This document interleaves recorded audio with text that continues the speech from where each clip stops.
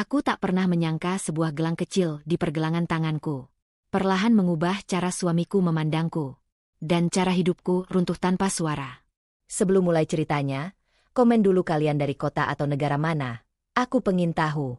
Jangan lupa like, subscribe, dan aktifkan lonceng, supaya channel ini makin berkembang. Sejak Raffi memasangkan gelang itu di pergelangan tanganku beberapa minggu lalu, dengan senyum yang saat itu terasa manis namun kini justru mengusik pikiranku, aku mulai memperhatikan hal-hal kecil yang tidak biasa. Bukan sesuatu yang langsung terlihat, hanya perubahan samar yang awalnya mudah kuabaikan. Tapi pagi ini, saat sinar matahari masuk lewat celah tirai dan mengenai kulitku, aku kembali merasakan sensasi aneh itu, dingin yang merayap pelan dari logam gelang ke lengan, seolah ada yang menempel dan tak ingin lepas. Raffi tidak ada di rumah sejak subuh, sama seperti hari-hari sebelumnya. Kesibukannya belakangan memang semakin menjadi-jadi, dan aku sudah lama berhenti berharap ia duduk bersamaku saat sarapan. 2 minggu terakhir, kami lebih sering bertukar kalimat seperlunya saja, sekadar memastikan dapur berjalan, atau listrik sudah dibayar. Hal-hal yang membuat hubungan rumah tangga terasa seperti kerja sama antar rekan, bukan suami istri. Aku berdiri di dapur, memegang muk teh panas. Tanganku bergetar sedikit. Entah karena suhu teh atau karena gelang yang seolah mengirimkan denyut lemah ke kulitku. Getaran kecil itu membuatku memindahkan muk dengan hati-hati ke meja, lalu menatap gelang itu lebih lama dari biasanya. Gelangnya terlihat biasa, lingkar logam tipis berwarna keemasan dengan ukiran kecil di bagian dalam. Raffi bilang ini gelang keberuntungan yang ia temukan saat urusan pekerjaan di luar kota. Biar kamu nggak gampang capek, katanya sambil memasangkannya langsung ke tanganku. Saat itu aku menertawakannya, menganggapnya hanya upaya manis setelah kami bertengkar kecil. Kupikir itu caranya minta maaf. Tapi sekarang, setiap aku menatap gelang ini, sesuatu di dalam dadaku terasa mengencang. Kupijat pergelangan tanganku perlahan, mencoba menenangkan diri. Namun justru ada rasa kesemutan muncul dari arah jari-jari, seperti aliran listrik sangat lemah yang menjalar cepat ke siku. Reaksi spontan membuatku menarik tangan dan mengembuskannya keras. Kenapa lagi, sih? Gumamku pelan. Bukan pertama kali aku merasakan ini. 2 hari lalu, saat mencuci piring, tanganku tiba-tiba kaku sejenak. Kemarin, saat menyisir rambut, aku merasa sesak tanpa alasan. Semua dimulai sejak gelang ini ada di tanganku. Aku duduk di kursi, menempelkan punggung pada sandaran dan mencoba memberi tubuhku waktu menyesuaikan diri. Rumah ini sunyi. Hanya suara jam dinding yang terdengar menusuk. Perasaan asing muncul. Sepi yang dulu terasa menenangkan kini justru membuatku gelisah. Aku memijat pelipis sambil mengingat percakapan kecil terakhir dengan Raffi tadi malam. Ia hanya bilang, pakai terus gelang itu ya. Nih, bagus buat kamu. Nada suaranya terlalu tegas untuk sesuatu yang seharusnya remeh. Aku mengusap lengan, mencoba mengusir sugesti buruk. Tapi tubuhku tidak bohong. Ada yang berubah, entah apa. Emosiku juga lebih mudah naik turun belakangan. Hal-hal kecil membuatku tiba-tiba sensitif.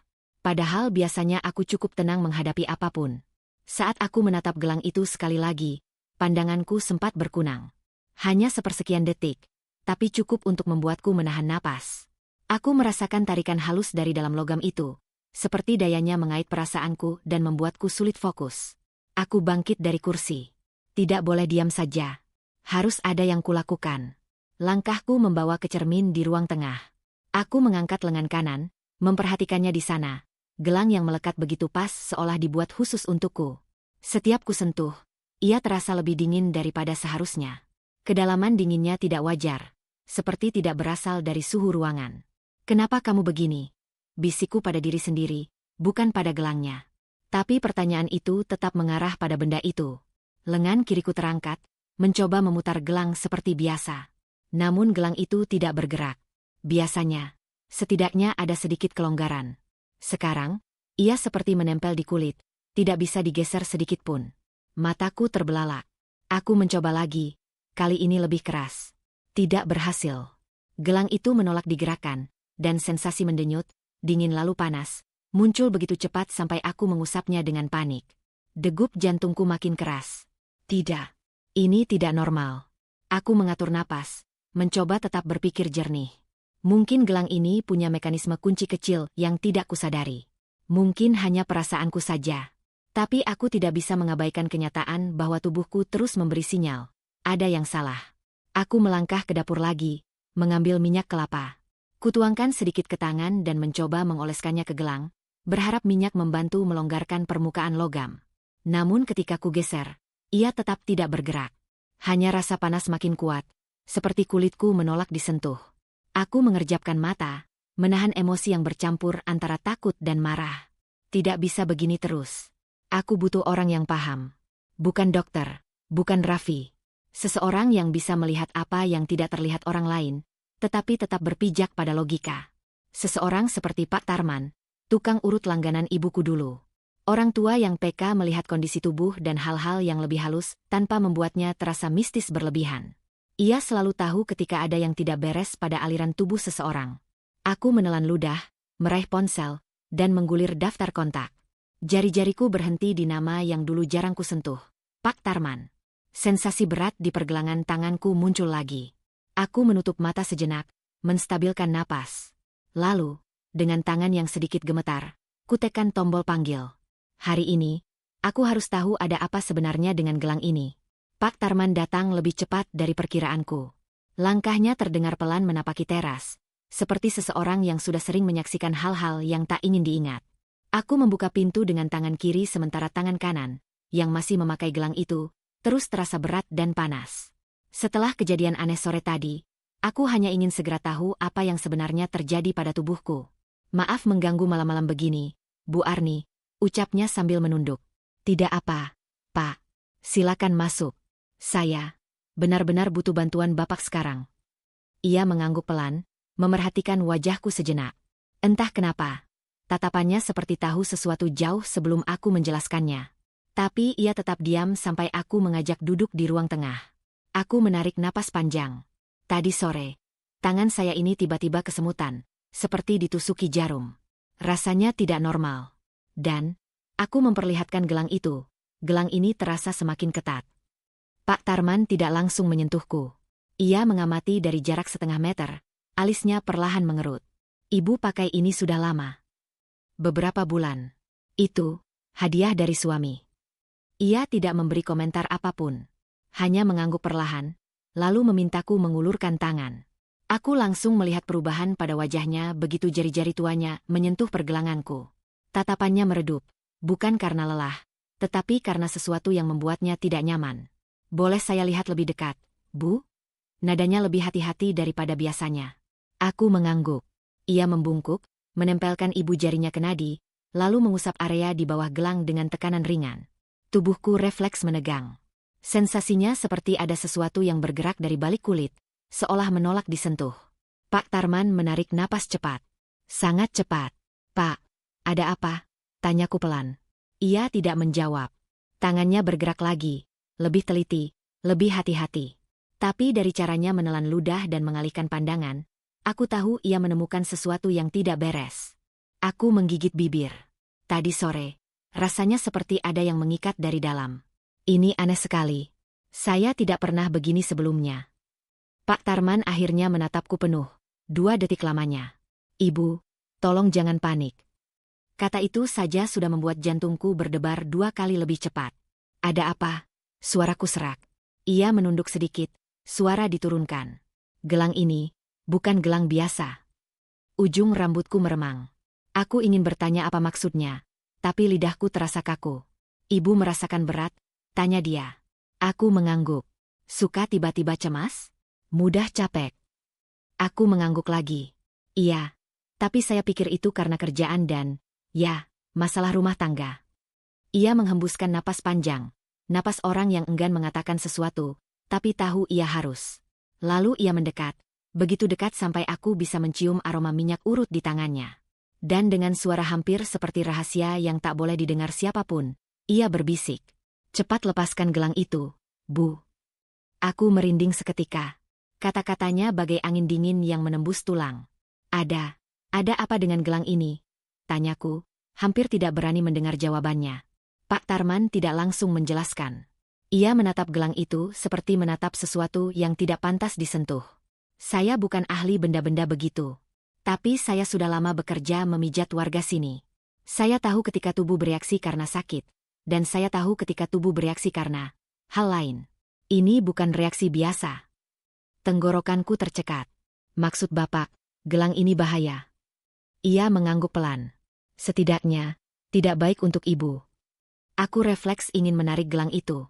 Tapi saat jemariku menyentuhnya, gelang itu terasa lebih keras dari sebelumnya. Lebih seperti bagian dari tubuhku daripada aksesori. Aku mencoba memutarnya. Tidak bergerak. Aku mencoba menariknya. Tetap tidak bergerak. Aku mulai panik. Pak, ini kok, seperti nempel? Biasanya longgar. Pak Tarman berdiri, seolah tidak percaya dengan apa yang dilihatnya. Coba lagi, Bu. Pelan-pelan. Aku mencoba. Berkali-kali. Tidak ada yang berubah. Gelang itu seperti mengecil, mengunci, dan melekat pada kulitku. Pak, kenapa ini tidak bisa dibuka? Suaraku mulai bergetar. Pak Tarman menyapu wajahnya dengan tangan, gelisah. Saya tidak tahu pasti, Bu. Tapi reaksi seperti ini tidak normal. Seharusnya gelang biasa tidak bisa menahan kulit. Apalagi sampai ibu merasakan panas dan tekanan. Aku memukul-mukul pergelangan tangan dengan panik, tapi Pak Tarman segera menghentikanku. Jangan. Itu hanya akan membuat tangan ibu bengkak. Lalu apa yang harus saya lakukan? Ia menggigit bibir. Ibu harus hati-hati. Ada sesuatu yang tidak beres dengan benda itu. Saya akan bantu sebisanya, tapi ibu harus ingat. Saya tidak tahu siapa yang memberikan gelang ini, dan apa maksudnya. Aku menelan keras. Suami saya. Raffi yang memberikannya. Pak Tarman membeku sesaat, lalu perlahan memalingkan wajah. Dan tanpa menatapku, ia berkata lirih, kalau begitu, ibu harus lebih waspada. Suasana ruang tamu mendadak seperti menutup diri. Sunyi, dingin, dan menekan. Aku mendadak merasa tidak aman di rumahku sendiri. Pikiran tentang apa yang Raffi lakukan melintas cepat. Pertengkaran, tatapannya yang berubah, sikapnya yang akhir-akhir ini semakin jauh. Tapi sebelum aku sempat menanyakan maksud Pak Tarman, rasa panas di pergelangan tangan menjalari lengan. Gelang itu semakin menempel, seperti mengunci kulitku. Aku tercekik oleh ketakutan yang tidak bisa kujelaskan. Pak, ini makin sakit. Pak Tarman menatapku dengan tatapan yang tidak bisa ia sembunyikan lagi, tatapan takut. Ibu Arni, katanya lirih, apapun yang terjadi, jangan biarkan suami ibu menyentuh gelang itu. Jantungku hampir berhenti. Aku ingin bertanya kenapa. Tapi sebelum kata itu keluar dari bibirku, gelang itu berdenyut. Seperti ada nadi asing yang hidup di bawahnya.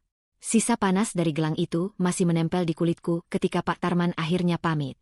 Hanya 2 kalimat darinya yang terus terngiang. Jangan biarkan suami ibu menyentuh gelang itu. Aku belum mengerti apa maksudnya, tapi tubuhku masih tegang memikirkan kemungkinan yang belum sanggup kuhadapi. Baru beberapa menit setelah Pak Tarman pergi, suara mobil berhenti di halaman. Suara yang sudah kukenal bertahun-tahun. Tapi malam ini, entah kenapa, terdengar seperti ancaman halus yang membuat napasku tercekat. Raffi pulang. Aku berdiri di ruang tengah dengan tangan menggantung di sisi tubuh, berusaha menyembunyikan kegugupanku. Gelang di pergelangan tangan terasa semakin berat. Aku melihat pintu terbuka, dan Raffi masuk dengan langkah cepat. Raut wajah tegang seperti menahan sesuatu sejak di luar. Ia langsung melihat tanganku. Dan reaksinya, bukan reaksi seorang suami yang khawatir. Alisnya terangkat dengan tajam, tatapannya membeku. Kamu ngapain? Suaranya rendah, bukan marah tapi mengancam pelan. Aku menelan ludah. Tadi, tangan aku sakit. Aku cuma coba. Kamu coba lepas gelang itu. Potongnya cepat. Nada suaranya menusuk. Tidak ada empati. Tidak ada penasaran lembut yang biasanya dia tunjukkan. Hanya kecurigaan yang tajam. Aku mengangkat tangan dengan ragu. Iya, tadi terasa aneh. Raff. Panas. Keta. Nggak seperti biasanya. Raffi langsung maju mendekat. Gerakannya terlalu cepat. Seperti seseorang yang tiba-tiba melihat barang berharganya terancam diambil. Ia meraih pergelangan tanganku dengan kasar sampai aku meringis. Arni, suaranya bergetar. Kamu jangan pernah sentuh gelang ini lagi. Aku menarik tanganku pelan, tapi ia menahannya lebih kuat. Raffi, sakit. Ia melepaskannya, tapi sorot matanya tetap keras. Ia menatap gelang itu seperti menatap sesuatu yang lebih penting daripada tubuhku sendiri. Kamu kenapa bisa kepikiran untuk lepas? Raffi bertanya lagi, lebih agresif. Tadi beneran sakit. Kayak ada yang menekan dari dalam. Jawabku, berusaha tetap tenang. Masa aku harus diam aja? Raffi mendengus pendek, Tapi wajahnya berubah tegang saat melihat bekas merah di kulitku. Ia menyentuhnya tanpa izin, memeriksa dengan gerakan tergesa. Reaksinya aneh, bukan seperti suami yang khawatir, tapi seperti seseorang yang takut kehilangan kendali atas sesuatu. "Apa yang kamu lakukan?" tanyanya dengan nada menahan diri. "Kamu paksa buka pakai apa?" "Pakai tangan. Cuma muter pelan," jawabku jujur. "Memangnya kenapa kalau dilepas sebentar?" Raffi mengusap wajahnya, lalu menatapku tajam. "Arni, kamu tuh nggak paham. Gelang ini penting." "Untuk apa?" Aku bertanya balik, mata menatap matanya. "Kenapa kamu setakut itu kalau aku lepas?" Ia tertegun sesaat. Lalu tiba-tiba, ekspresinya berubah menjadi defensif. "Kamu tuh selalu curiga. Aku kasih hadiah, kamu malah nanya-nanya. Nggak pernah kamu hargai." Aku menggeleng. "Aku cuma mau tahu kenapa gelang ini kayak nempel di kulit. Tadi aku panggil Pak Tarman." "Apa?" Raffi memotongku. Wajahnya langsung memucat marah. "Kamu bawa-bawa tukang urut itu buat sentuh gelang aku." Kalimat itu membuatku berhenti bernapas sejenak. "Gelang aku. Bukan gelang kamu. Bukan gelang kita." Seperti benda itu bukan diberikan, tapi ditanamkan. "Raffi, dia cuma lihat sebentar." Aku panik. "Jelasku. Salah, ya." Raffi memijat pelipisnya, bergerak mondar-mandir di depan sofa dengan gelisah. "Kamu tuh nggak boleh sembarangan panggil orang dari luar buat lihat barang yang aku kasih. Kamu ngerti nggak, Arni?" "Iya, tapi aku kesakitan." "Harusnya kamu tunggu aku." Suaranya meninggi. Aku mengerutkan alis. "Kenapa? Kamu takut seseorang tahu sesuatu tentang gelang ini?" Raffi berhenti bergerak. Hanya 1 detik, tapi aku melihatnya. Ekspresi kecil seperti seseorang yang tersudut. Lalu ia kembali menutupi dengan suara yang lebih keras. "Kamu itu terlalu banyak mikir. Gelang itu aman. Kamu cuma sugesti sendiri." Aku memalingkan wajah, berusaha menahan emosi. "Sugesti nggak mungkin bikin gelang nempel kayak lem. Raf, aku udah coba buka. Nggak bisa." Ia mendekat cepat, meraih tanganku lagi. Ia memegang gelang itu dan mencoba memutarnya. Tapi hanya 2 detik setelah jarinya menyentuh permukaannya, ia menarik tangannya menjauh seperti tersengat listrik kecil. Aku melihatnya membeku. Mata kami bertemu. Ia tahu aku melihat reaksinya. "Kok kamu kaget?" tanyaku dingin. Ia langsung membantah. "Nggak, cuma dingin." "Itu dingin? Ini panas, Raf." Raffi tidak menjawab. Matanya tidak bisa menyembunyikan ketegangan. Ia menatap gelang itu seperti menilai apakah aku benar-benar merasakan apa yang kukatakan atau sedang mencari cara untuk membalasnya. Setelah 5 detik keheningan yang menyesakkan, ia menarik napas keras dan berkata, "Kamu tetap pakai gelang ini. Titik." "Raffi." "Tidak ada alasan." Potongnya cepat, tatapannya menusuk. "Gelang itu nggak boleh lepas. Apapun yang kamu rasakan, tahan." Aku menatapnya lama. "Kenapa? Kamu utang apa sama gelang ini?" Ia membeku lagi. Wajahnya tidak menjawab, tapi tubuhnya menjawab dengan ketegangan yang tidak bisa ia sembunyikan. Raffi kemudian memaksa tersenyum kecil. Senyum yang sama sekali tidak sampai ke matanya. "Arni, aku cuma mau kamu selalu ingat hadiah dari aku. Itu aja." Omongannya terdengar seperti alasan asal. Seperti ia menutupi sesuatu. Gelang di tanganku kembali berdenyut perlahan, seolah merespons ketegangan di ruangan. Dan ketika aku mundur selangkah untuk mengambil jarak, Raffi mengikuti langkahku, menatap gelang itu tanpa berkedip. Dengan suara rendah dan tak bisa ditentang, ia mengulang. "Pokoknya kamu tetap pakai gelang itu. Jangan lepas. Jangan pernah." Setelah pertengkaran malam itu, aku tidak bisa tidur. Kata-kata Raffi yang memaksaku tetap memakai gelangnya masih menggantung di kepala. Sikapnya yang gelisah dan reaksi tubuhnya saat menyentuh gelang itu membuatku semakin tidak tenang. Gelang ini bukan sekadar hadiah, itu sudah jelas. Raffi tertidur cepat, seolah tidak ada apapun yang perlu dipikirkan. Aku hanya menatap langit-langit kamar, menunggu sensasi panas yang mulai menjalar dari pergelangan tangan ke lengan. Semakin malam, rasa itu semakin kuat, seperti ada aliran yang naik perlahan dari kulit menuju dada. Saat akhirnya aku terlelap, aku dibangunkan oleh rasa mual yang menghantam mendadak. Aku berlari ke kamar mandi, memegangi wastafel sambil berusaha bernapas stabil. Tenggorokanku pahit, kepalaku berputar, dan wajahku tampak jauh lebih pucat dari biasanya. Aku tidak ingat pernah sakit seperti ini. Ketika kembali ke kamar, Raffi hanya bergumam tanpa membuka mata. Obat di laci. Seolah semua ini hanya masuk angin biasa, padahal tubuhku seperti sedang memberontak dari dalam. Aku duduk di tepi ranjang, memegangi lengan yang berdenyut. Setiap denyutan terasa seperti tekanan yang menekan dari balik kulit. Bukan denyut jantungku. Irama ini berbeda, tidak stabil, seperti hidup sendiri. Sejak itu, hari-hari berikutnya berubah menjadi rangkaian keluhan yang datang tanpa alasan jelas. Pagi pertama setelah mual itu, aku merasa berat bangun dari tempat tidur.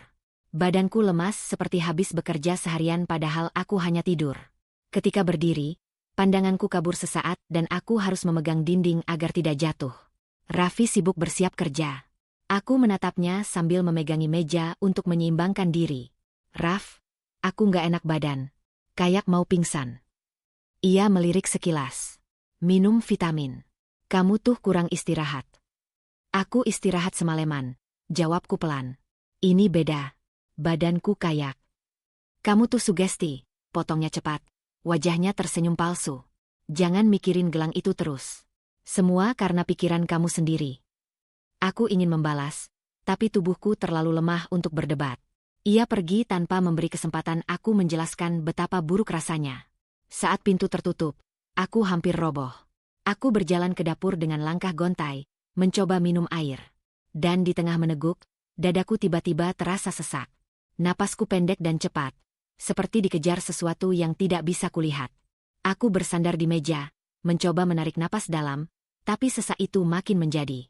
Tidak ada suara selain detak jantungku yang tak beraturan. Aku merasakan keringat dingin menetes dari pelipis. Sesak itu bertahan selama 2 menit yang terasa seperti 5 jam. Ketika akhirnya reda, aku hanya bisa terduduk di lantai, memegangi lengan kanan. Gelang itu tampak biasa saja, polos, kecil, tidak mencurigakan. Tapi rasa sakit dan berat yang muncul darinya semakin jelas. Sore harinya, rasa panas kembali. Kali ini naik ke leher. Aku menempelkan handuk dingin, tapi tidak ada yang berubah. Tubuhku seperti berada dalam 2 suhu berbeda. Dingin dari luar, panas membakar dari dalam. Aku mencoba bekerja, menyelesaikan beberapa pesanan klien, tapi tangan kananku gemetar. Setiap kali menekan tombol keyboard, sensasi seperti ditarik dari dalam membuatku berhenti. Aku akhirnya menyerah, menyandarkan kepala di meja. Apapun yang dilakukan gelang ini padaku, semakin hari semakin parah. Aku membuka ponsel, ingin menghubungi Pak Tarman lagi. Tapi jari-jariku ragu. Aku tidak punya jawaban untuknya. Aku bahkan tidak mengerti apa yang sedang terjadi pada tubuhku. Dan yang membuatku semakin tertekan, Raffi tidak menunjukkan sedikitpun kepedulian. 2 hari setelah mual itu, giu jalannya bertambah. Aku mulai sering merasakan pusing mendadak. Bukan pusing seperti kelelahan. Ini seperti ada gelombang tekanan yang naik dari dasar tengkuk menuju kepala, kemudian meledak. Kadang aku merasa ingin muntah. Kadang dadaku sesak. Kadang telapak tanganku mati rasa. Semua keluhan datang bergantian tanpa pola. Dan selalu dimulai dari area gelang itu. Aku mencoba memutarnya lagi, tidak bergerak. Aku mencoba menariknya dengan sabun, tetap tidak bergerak. Pagi berikutnya, rasa sakit memuncak. Aku sedang merapikan sofa ketika tiba-tiba penglihatanku gelap. Sekelilingku berputar. Aku jatuh ke lantai, menggenggam karpet agar tidak hilang kesadaran. Gelang itu terasa seperti dipanaskan dari dalam. Aku menggigit bibir sampai hampir berdarah. Suaraku pecah dalam bisikan. Apa yang kamu lakukan ke aku? Saat rasa sakit mereda perlahan, napasku masih tersengal. Aku berbaring di lantai beberapa menit hingga tubuhku cukup kuat untuk duduk. Kemudian aku menyingsingkan lengan baju. Kulit di sekitar gelang tampak lebih merah, seperti habis digesek sesuatu yang kasar. Tapi ketika aku mendekatkan wajah untuk melihat lebih jelas, aku melihat sesuatu yang membuatku membeku. Ada garis tipis, memanjang mengikuti lengkungan gelang, seperti goresan. Goresan yang tidak ada semalam. Goresan yang tampak baru terbentuk dari dalam kulit, bukan dari luar. Aku menelan ludah dengan susah payah. Jari-jariku gemetar saat menyentuh area sekitar goresan itu. Kulitku terasa lebih sensitif, seperti habis ditarik paksa. Perasaan tidak nyaman menjalar ke seluruh tubuhku. Sakit, panas, perih, semuanya bercampur menjadi satu. Aku mengangkat tangan, menatap gelang itu dengan ketakutan yang jauh lebih besar dari sebelumnya. Goresan itu bukan sekadar luka. Itu adalah tanda bahwa ada sesuatu yang mulai terjadi di balik gelang. Dan tubuhku memberi peringatan yang tidak bisa lagi kupungkiri. Goresan tipis di sekitar gelang itu masih terlihat jelas ketika aku menutup lengan bajuku dan duduk lemas di sofa. Sensasi panas yang menjalar dari pergelangan tangan membuatku sulit berpikir jernih. Gejala 2 hari terakhir, mual, sesak, pusing, tubuh lemas, semua itu seolah berpangkal dari satu titik, gelang yang tidak bisa dilepas. Aku pun akhirnya menekan nomor Pak Tarman. Suara di seberang terdengar serak dan hati-hati. "Ada apa, Bu Arni?" "Pak, saya harus ketemu Bapak. Sekarang kalau bisa." Kecemasan membuat suaraku bergetar. "Tolong." Ia tidak bertanya panjang. "Baik, Bu. Saya ke sana." Tidak sampai 15 menit, ketukan pelan terdengar di pintu. Aku membukanya dan mendapati Pak Tarman berdiri di depan rumah dengan wajah khawatir. "Ibu pucat sekali," katanya begitu masuk. "Apa yang terjadi lagi?" Aku mengangkat lengan baju, memperlihatkan goresan tipis melingkar di sekitar gelang. Ini muncul tiba-tiba. Dan rasanya panas. Semakin sakit dari kemarin. Pak Tarman membungkuk memeriksa dari dekat. Ekspresinya menegang. Tidak ada keterkejutan berlebihan, tapi ada pengakuan sunyi di matanya bahwa ia pernah melihat sesuatu seperti ini sebelumnya. "Ini bukan iritasi biasa," gumamnya. "Pak, tolong jujur sama saya," kataku. "Apa sebenarnya yang Bapak lihat waktu pertama kali pegang gelang ini?" Ia menarik kursi dan duduk perlahan. Tubuhnya tampak berat oleh sesuatu yang ingin ia katakan namun ditahan. "Ibu masih ingat waktu saya pegang tangan Ibu pertama kali? Waktu itu saya kaget," ucapnya. "Bukan karena gelangnya, tapi karena reaksi tubuh Ibu." Aku menelan ludah. Reaksi apa? Denyut di pergelangan tangan Ibu tidak mengikuti irama tubuh. Itu seperti ada tekanan dari luar yang memaksa aliran darah berubah. Ia menggeleng perlahan. "Saya tidak pernah lihat gelang mengubah denyut orang, Bu." Aku menatapnya tanpa berkedip. "Jadi Bapak rasa gelang ini membahayakan saya?" "Bahaya," jawabnya tanpa ragu. Kalau kondisi tubuh berubah tanpa alasan, apalagi semakin parah, itu tanda jelas bahwa ada sumber tekanan yang tidak wajar. Aku meremas ujung bajuku, mencoba menahan gemetar. Tadi malam saya sempat pingsan hampir jatuh. Pagi ini sesak. Terus tiba-tiba muncul goresan. Apa mungkin gelang ini berisi sesuatu? Terbuat dari bahan tertentu? Pak Tarman menatapku lama, seolah mempertimbangkan apa yang boleh ia ucapkan. "Ada 2 kemungkinan," katanya akhirnya. "Pertama, gelang ini punya bahan yang tidak cocok dengan tubuh Ibu. Tapi biasanya iritasi kulit muncul dari luar. Ini berbeda. Goresannya seperti berasal dari dalam." Aku mengangguk, menahan napas. "Kemungkinan kedua," lanjutnya, "lebih kepada dampak psikologis, beban emosional, tekanan rumah tangga, atau hubungan yang tidak sehat bisa menjadi pemicu keluhan fisik. Tapi itu pun tidak menjelaskan kenapa gelangnya tidak bisa dilepas." Aku mengusap pergelangan tangan pelan, merasakan denyutan kecil yang semakin intens. "Pak, Raffi marah besar waktu tahu saya coba lepas gelang ini. Dia seolah takut." Pak Tarman terdiam. "Takut kehilangan gelangnya?" "Tidak," aku menggeleng. "Takut kalau saya melepasnya." Ekspresinya mengeras halus. "Bu Arni, apakah Ibu merasa ada perubahan sikap suami Ibu sejak gelang ini dipakai?" Pertanyaan itu membuatku tercekat. Aku mengingat kembali tatapan Raffi beberapa minggu terakhir. Temperamennya yang lebih cepat meledak. Sikapnya yang makin sulit diprediksi. Caranya selalu meminta aku memakai gelang itu setiap hari. "Iya," jawabku pelan. "Dia berubah." Pak Tarman mengangguk perlahan, seolah hal itu mengonfirmasi sesuatu di pikirannya. "Saya sudah lama bekerja memijat orang. Kadang saya melihat dampak hubungan yang tidak sehat. Ada pasangan yang memberi barang, tapi sesungguhnya itu bentuk kontrol." Aku menatapnya tajam. "Kontrol?" "Bisa saja," ujarnya hati-hati. "Barang tertentu diberikan bukan untuk kebaikan, tapi untuk membuat orang merasa terikat. Tekanan psikologis bisa tercipta dari hal-hal yang tampak kecil. Tapi ini beda, Pak. Tubuh saya benar-benar sakit." Ia menatap gelang itu lagi, kali ini lebih lama. Gelang yang terlalu ketat bisa menekan saraf. Tapi yang membuat saya khawatir, gelang ini seperti punya perubahan ukuran. Kalau memang sejak awal longgar, tidak seharusnya tiba-tiba mengecil. Aku mengangguk, mencoba menahan rasa takut yang merayap. Saya sudah coba sabun, minyak, air hangat. Tidak bergerak, Pak. Ia mengusap dagunya. Reaksi seperti ini biasanya terjadi pada benda yang memang diatur atau dibuat dengan niat tertentu. Aku mencondongkan tubuh. Niat apa? Ia menatapku, tidak berkedip. Niat untuk memastikan ibu tidak bisa melepaskannya. Tubuhku merinding.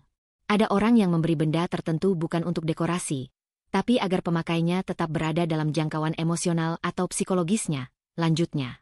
Saya tidak menuduh suami ibu. Tapi cara dia marah ketika ibu mencoba melepas gelang itu tanda yang tidak baik. Aku tersandar, menahan sesak lain yang muncul tiba-tiba. Lalu saya harus bagaimana, Pak? Tanyaku dengan suara kecil. Ibu harus menjaga diri. Kondisi tubuh ibu sudah menunjukkan resistensi. Kalau dibiarkan, bisa memburuk. Ia berdiri, menatapku dengan raut tegas penuh kekhawatiran. Dan satu hal yang harus ibu pahami baik-baik. Katanya sambil menunjuk gelang itu dengan dagu.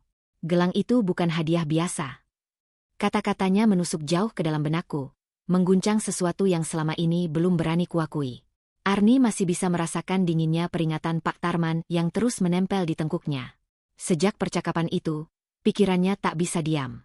Setiap kali ia menatap gelang di pergelangan tangan, rasanya seperti menatap sesuatu yang menunggu saat tepat untuk mencelakainya. Dan ketika Raffi mulai pulang lebih malam dari biasanya, alasan, rapat mendadak, terasa semakin tidak masuk akal. Arni duduk di ruang tengah sambil meremas jemarinya. Ia mencoba menenangkan diri, tapi napasnya bergetar. Aku tidak boleh diam, gumamnya lirih. Kalimat itu menegaskan ketakutan sekaligus tekad yang pelan-pelan tumbuh, ketakutan dari bahaya yang tak bisa ia jelaskan, dan tekad untuk mencari tahu apa yang sebenarnya berlangsung. Raffi baru saja berangkat bekerja ketika Arni mulai memperhatikan rumah dengan cara berbeda. Bukan hanya tempat tinggalnya, tapi medan pencarian. Ia kembali mengingat perubahan sikap Raffi akhir-akhir ini, mudah tersinggung, berusaha mengontrol kegiatannya, dan selalu mengawasinya tanpa terlihat sedang mengawasi. Perubahan itu tidak lagi tampak seperti kecemburuan biasa, tetapi lebih seperti seseorang yang sedang menyembunyikan sesuatu. Ia berdiri dan mulai menyusuri ruang kerja kecil Raffi di dekat dapur. Ruangan yang selama ini jarang ia masuki karena Raffi selalu melarang, dengan alasan banyak dokumen kantor. Arni menahan napas saat memegang gagang pintu. Hanya sebentar. Aku cuma ingin memastikan, bisiknya, meski ia tahu sebenarnya ia butuh lebih dari sekadar kepastian. Pintu terbuka dengan suara kecil. Ruangan itu tidak rapi, tapi setiap berkas tersusun dalam pola tertentu. Arni memindai cepat, mencari sesuatu yang tidak pernah ia lihat sebelumnya. Dadanya berdebar keras, bukan hanya karena takut ketahuan, tetapi karena firasatnya mengatakan bahwa jawaban yang ia cari ada di sini. Ia mulai membuka laci-laci meja satu persatu. Beberapa hanya berisi kertas kerja kantor, beberapa kosong. Namun laci ketiga terasa sedikit macet saat ditarik, seolah ada sesuatu yang menyekat dari dalam. Arni menunduk, memperhatikan celah kecil di bagian belakang laci. Ada benda tipis yang terlipat. Jantungnya menegang. Ia menariknya perlahan. Kertas coklat lusuh. Sampulnya dilekatkan dengan selotip agar tidak mudah terbuka. Saat Arni mengupas selotip itu, tangannya gemetar. Buku catatan keuangan. Bukan buku keuangan biasa, ini catatan manual yang ditulis Raffi dengan tinta hitam, hal yang tidak pernah ia lakukan karena Raffi selalu memilih aplikasi digital. Arni membuka halaman pertama. Nama seseorang. Jumlah uang. Tanggal. Halaman berikutnya. Daftar transaksi tunai tanpa penjelasan. Nominalnya besar, dan semua berjarak beberapa minggu setelah gelang itu diberikan kepadanya. Arni menelan ludah, tubuhnya mendadak kaku. Ia membalik halaman lagi, menemukan catatan kecil. Jangan sampai dia tahu. Dia. Arni. Perutnya terasa mual. Catatan itu bukan sekadar tulisan acak. Itu pesan untuk diri sendiri, peringatan agar rahasia ini tidak bocor padanya. Ada halaman lain yang lebih mengejutkan. Sebuah tempelan kecil berisi nama seseorang yang Arni kenal samar. Lelaki yang dulu pernah menagih utang ke rumah ketika Raffi terlibat bisnis gagal, yang katanya sudah selesai. Ternyata tidak selesai. Arni memejamkan mata, mengingat bagaimana Raffi memaksanya terus memakai gelang meski ia mengeluh sakit. Bagaimana amarahnya muncul setiap kali ia mencoba melepasnya. Dan kini, catatan keuangan mencurigakan, semuanya mulai terhubung seperti garis yang tak bisa ia abaikan. Ia kembali membalik halaman hingga menemukan lembaran yang tampak paling baru. Di sana tertulis beberapa angka mirip cicilan, tetapi nama penerimanya bukan bank atau lembaga resmi. Nama itu sama dengan orang yang pernah menyodorkan kwitansi utang bertahun lalu. Orang yang Arni tahu berbahaya dan tidak pernah bekerja secara legal. Arni memelototi catatan itu. Jadi, selama ini kau? Napasnya tercekat. Kata-kata tidak selesai, tapi tekanan kalimat itu terasa memenuhi ruangan. Ia menutup buku catatan, memeluknya ke dada. Tangannya berkeringat, jantungnya tidak mau tenang. Ruangan yang tadinya hanya terasa sunyi kini berubah mencekam, seakan semua sudut mengawasinya. Arni menarik kursi dan duduk perlahan. Ia tidak langsung menyusun rencana. Ia terlalu syok untuk bisa berpikir jernih. Namun ia tahu satu hal. Apapun yang dicatat Raffi di buku ini tidak ada sangkut pautnya dengan hadiah gelang yang manis. Ada motif yang jauh lebih gelap. Ia menatap gelang di pergelangan tangan. Dingin. Terlalu dingin. Seakan menyerap apapun yang ia rasakan. Tidak. Aku tidak boleh membiarkan ini terus terjadi. Suaranya parau, tetapi tegas. Dengan tangan yang masih bergetar, ia membuka kembali buku itu untuk membaca lebih jauh, tapi berhenti di tengah jalan. Suara samar terdengar dari arah depan rumah. Detik itu juga wajahnya menegang. Tapi setelah beberapa detik, ia sadar itu hanya angin menggoyangkan tirai. Ia mengembuskan napas panjang, menutup buku catatan itu dengan kedua telapak tangan seolah melindunginya. Buku itu bukan sekadar berkas, itu bukti. Bukti yang tidak bisa ia diamkan lagi. Bukti bahwa sesuatu dalam rumah tangganya jauh lebih kacau daripada yang pernah ia bayangkan. Arni berdiri perlahan, memandang ruangan itu sekali lagi, lalu memeluk buku catatan itu. Gemetar, takut, tapi juga sadar. Ia tak bisa kembali ke titik sebelumnya. Dan saat ia melangkah keluar ruangan, buku itu tetap berada di genggamannya. Erat, seakan hidup Arni bergantung pada lembaran-lembaran rahasia yang baru saja ia buka. Buku catatan di tangan Arni masih terasa berat, seolah isinya bukan sekadar angka, tetapi kebenaran yang selama ini ditutup rapat oleh seseorang yang seharusnya menjadi tempatnya bersandar. Ia kembali mengingat dinginnya gelang yang menempel di pergelangan tangannya, satu-satunya benda yang makin terasa seperti pusat masalah, terutama setelah Pak Tarman memperingatkannya untuk berhati-hati. Kini, setelah menemukan bukti awal dari manipulasi Raffi, ia tahu ada lebih banyak kebohongan menunggu untuk dibuka. Arni duduk di meja makan dengan buku catatan itu terbuka di depannya. Ia mengusap sampul lusuhnya, menarik napas dalam-dalam. Aku harus lihat semuanya, bisiknya, lebih kepada dirinya sendiri daripada kepada ruangan yang sunyi. Suara detak jam dinding menjadi satu-satunya pengiring. Ia mulai membuka halaman berikutnya dengan hati-hati. Di antara catatan nominal, ada beberapa kertas kecil yang diselipkan. Ia menarik salah satunya, lembar formulir fotokopian. Arni memicing, mencoba membaca tulisan yang sedikit buram. Logo lembaga pinjaman swasta terpampang di bagian atas. Nama peminjam, Arni. Nomor identitas, nomornya sendiri. Tanda tangan, mirip, tapi bukan tulisannya. Arni menahan napas. Tidak mungkin. Tapi kalimat itu langsung hancur saat ia membalik halaman lain dan menemukan dua formulir lagi, masing-masing atas namanya. Nominalnya lebih besar, tanggalnya lebih dekat dengan waktu pemberian gelang. Tangannya gemetar, tetapi ia memaksa diri untuk terus membaca. Di bagian catatan Raffi tertulis kecil, Arni tidak boleh tahu. Jika ditanya, bilang tabungan perusahaan. Arni menutup mulutnya dengan telapak tangan, menahan serangan mual yang datang tiba-tiba. Ia mencoba menata napas, tetapi amarah dan keterkejutan membuat dadanya sesak. Ia mengingat ucapan Raffi selama ini. Aku kerja keras demi kita. Kamu nggak perlu tahu urusan kantor. Gelang itu simbol kepercayaan. Kepercayaan? Ternyata gelang itu bukan simbol apapun selain alat untuk menutupi sesuatu yang jauh lebih kotor. Arni berdiri, mendorong kursinya terlalu keras hingga bergeser dan menabrak kaki meja. Ia tidak peduli. Ia berjalan mondar-mandir di ruang tengah, pikirannya terpecah antara keinginan untuk menangis, menjerit, atau merobek formulir pinjaman itu. Tapi ia hanya bisa memeluk dirinya sendiri, mencoba menghentikan gemetar. Sebagian dirinya masih ingin menyangkal.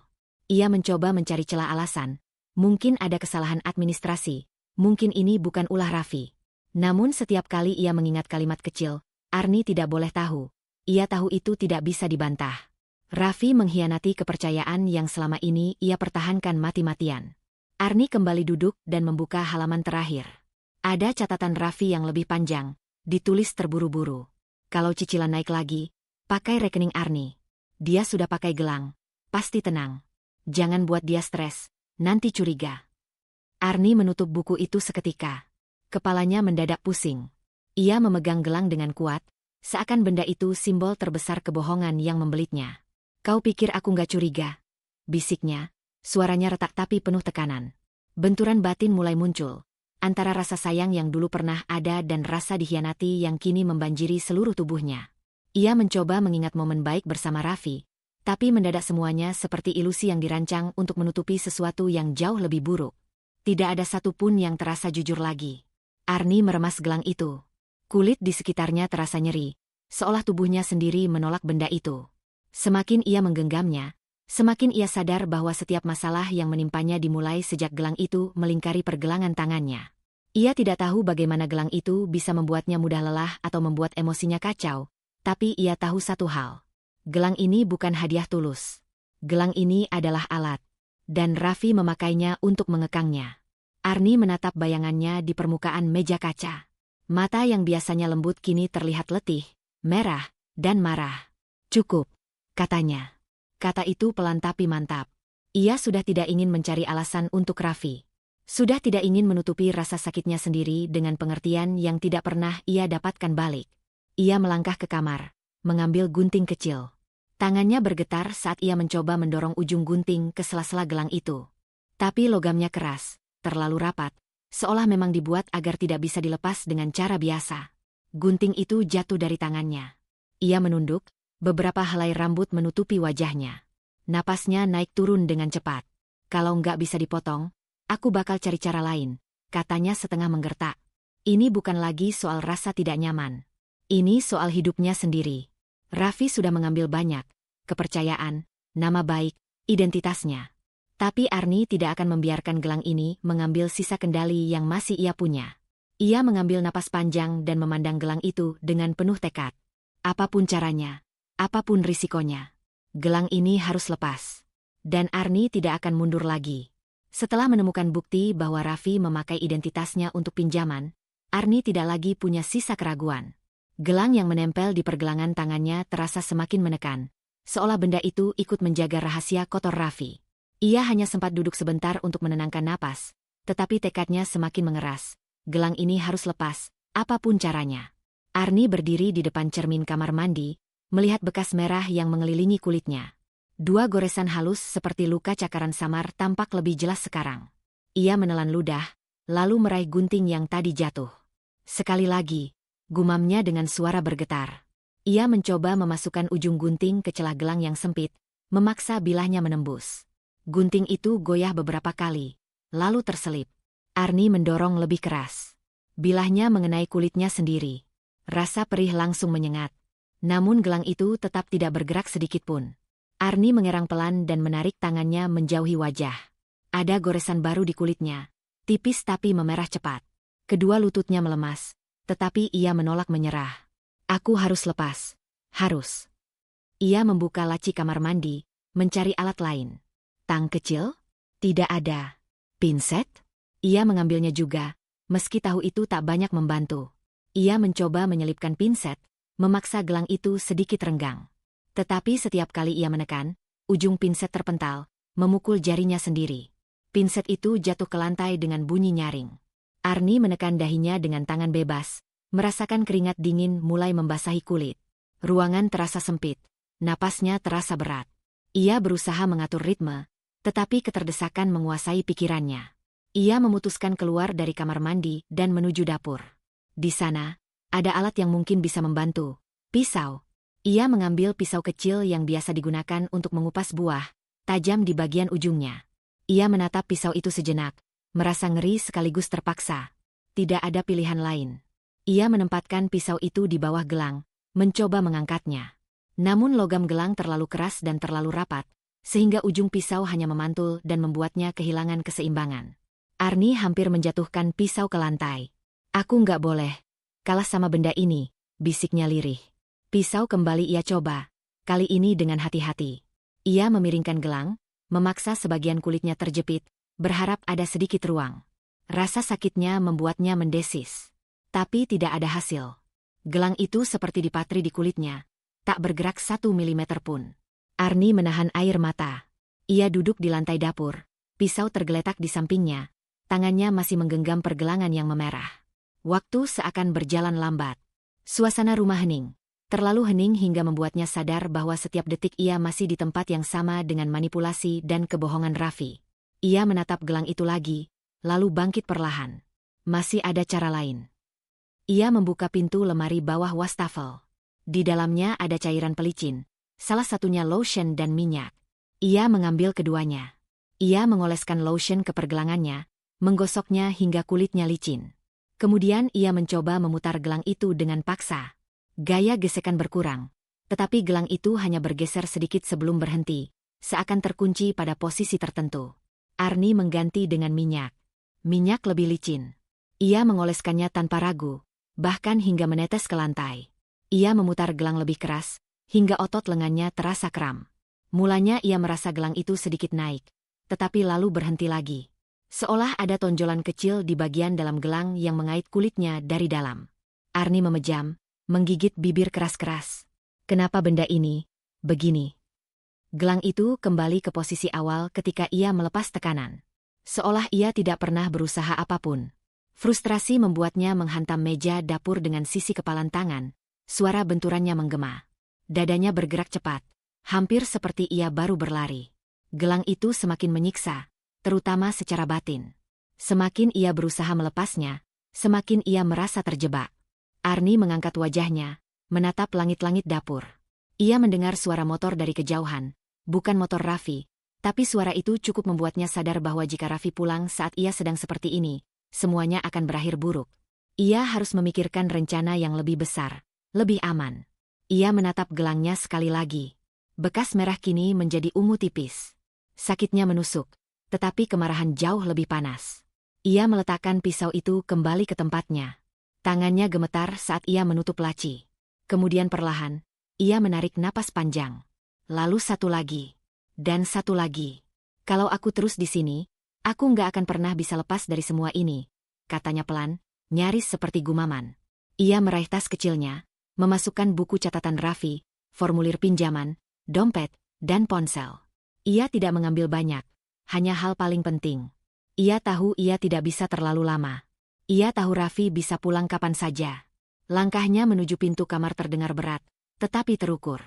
Ia melihat sekali lagi ke ruang keluarga, tempat ia pernah menaruh kepercayaan dan berharap pada seseorang yang kini membuat hidupnya terasa seperti jebakan. Gelang itu masih di pergelangannya. Masih menyakitkan. Masih mengekang. Tetapi Arni sudah membuat keputusan terbesar malam itu. Ia harus pergi. Ia harus keluar dari rumah ini jika ingin menyelamatkan dirinya dan mencari bantuan untuk melepaskan gelang ini tanpa Raffi menghentikannya lagi. Dengan tangan bergetar, ia meraih gagang pintu depan. Dan setelah menahan napas sejenak, Arni melangkah keluar dari rumah itu, bukan untuk kembali sebagai istri yang pasrah, melainkan sebagai seseorang yang siap melawan hidupnya kembali.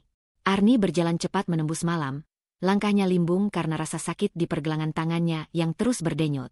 Setelah kabur dari rumah, ia hanya punya satu tujuan, rumah Pak Tarman. Lelaki itu satu-satunya yang percaya pada keluhan Arni sejak awal, dan satu-satunya yang berani berkata gelang itu bukan hadiah wajar.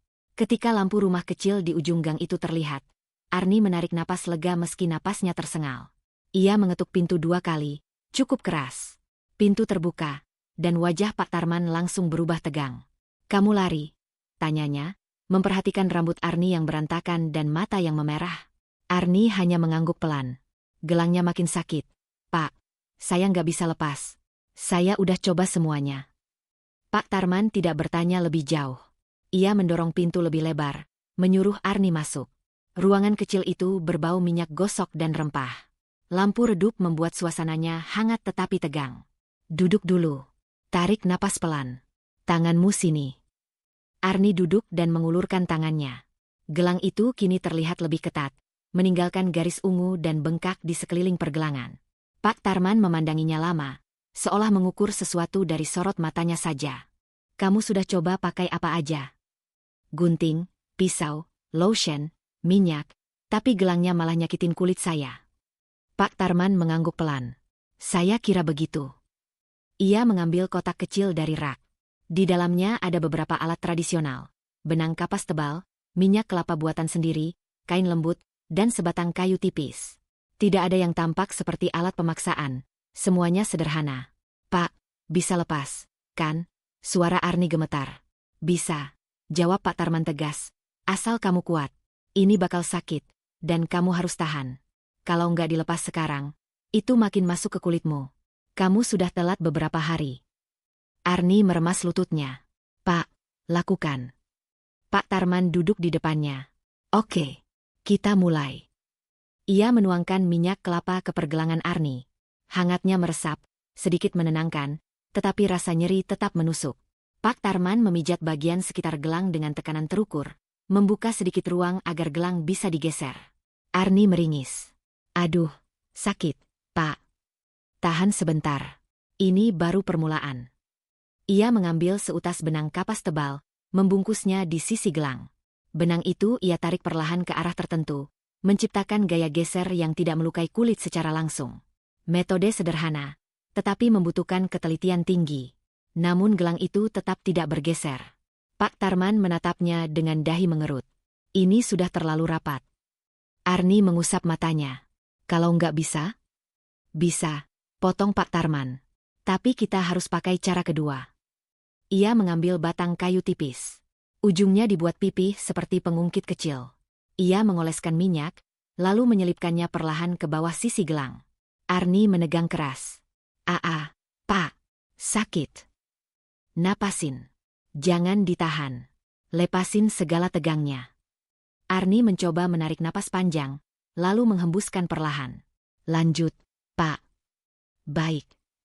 Pengungkit itu perlahan mendorong gelang ke atas, menciptakan tekanan yang membuat Arni merasa kulitnya tersayat.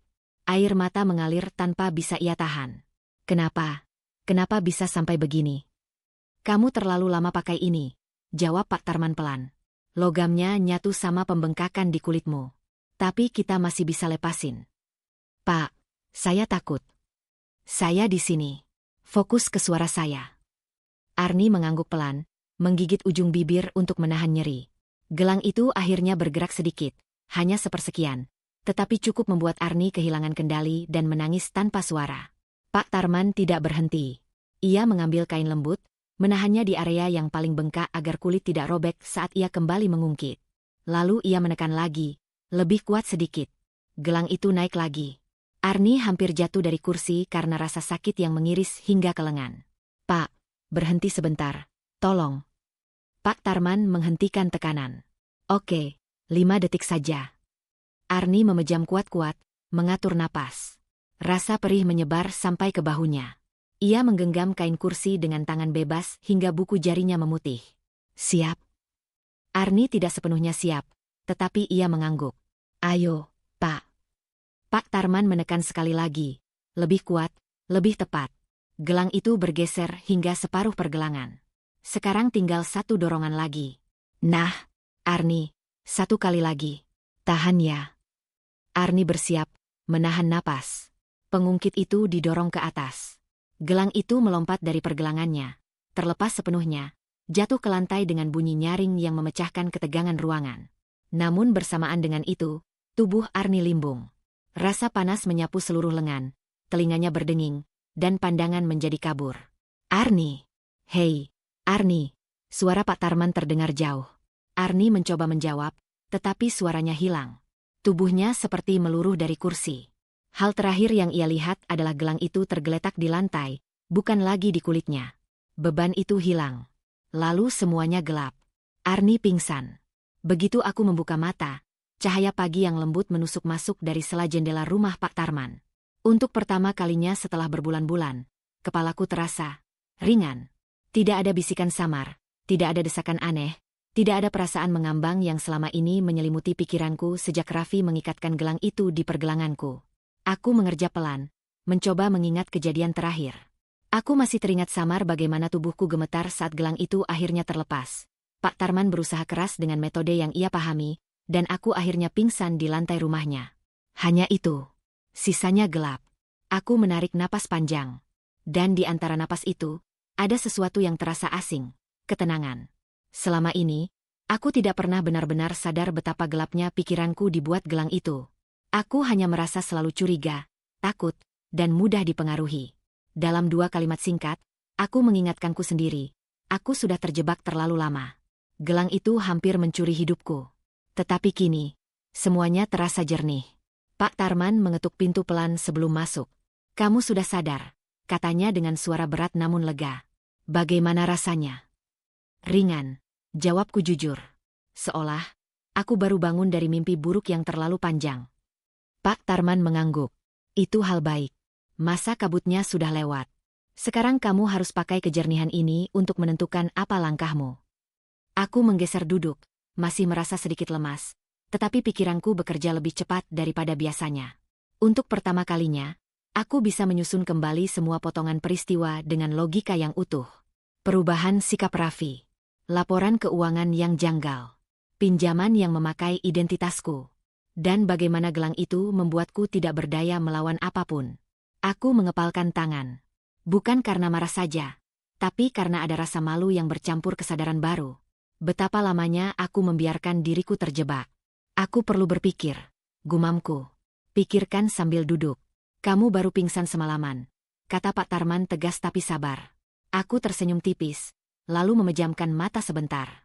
Dalam kejernihan itu, sebuah keputusan mulai tumbuh, jelas, tajam, dan tidak lagi mudah tergoyahkan. "Aku harus kembali ke rumah," kataku akhirnya. Pak Tarman menatapku dengan ragu. "Itu langkah besar. Kamu yakin?" "Ada dokumen penting yang harus aku ambil," jawabku pelan namun pasti. "Dokumen identitas, surat kepemilikan, dan beberapa bukti yang bisa menjelaskan semuanya. Raffi akan ada di sana." "Aku tahu. Kalau dia sadar gelang itu sudah terlepas dari kamu." "Aku tahu juga," potongku cepat. "Itu sebabnya aku harus bergerak sebelum dia sempat mengatur permainan berikutnya." Ini bukan ucapan yang lahir dari ketakutan. Ini lahir dari ketegasan baru yang tidak pernah aku rasakan selama gelang itu masih melekat. Pak Tarman menghela napas panjang. "Kalau begitu, kamu tidak bisa pergi tanpa rencana." Aku tidak akan gegabah.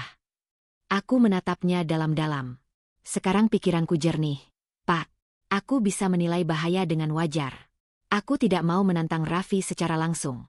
Aku hanya ingin mengambil apa yang penting dan pergi." "Pergi kemana?" Aku menggeleng. "Belum tahu. Tapi aku tahu satu hal. Aku tidak boleh kembali terjebak di bawah pengaruh siapapun." Pak Tarman menatapku seolah melihat seseorang yang baru. "Kamu berubah," katanya lirih. "Atau mungkin selama ini aku tertutup kabut," balasku. Sekarang kabutnya hilang. Aku bangkit perlahan. Kakiku masih gemetar, tetapi bukan karena takut, hanya karena tubuhku masih pulih. Pikiranku sudah lebih dulu berdiri kokoh. Detil rencana mulai tersusun dalam kepalaku. Jam-jam Raffi biasanya keluar. Letak dokumen. Jalan alternatif untuk kabur. Apa yang harus aku bawa, dan apa yang harus aku tinggalkan. Aku merasakan sesuatu yang hampir kulupakan.